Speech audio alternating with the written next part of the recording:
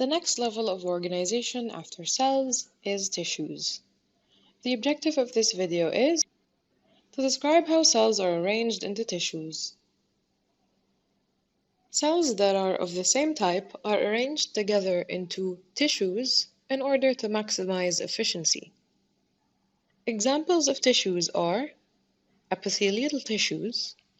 Epithelial tissues are found in animals and have sheets of cells. They line the surfaces of organs and cover them, and here they play the role of protection and secretion. Some types of epithelial tissues are made up of thin, flat cells lining organs where the fusion takes place, like the alveoli of lungs. Other types of epithelial cells are the ciliated epithelium, lining ducts such as the trachea.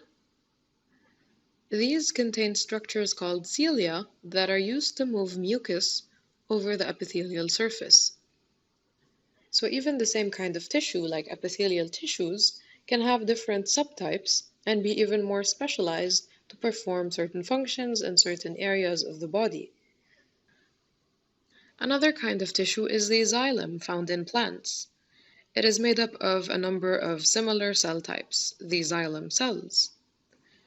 The xylem tissue is a transport tissue in plants, specifically transporting water and mineral ions throughout the plant.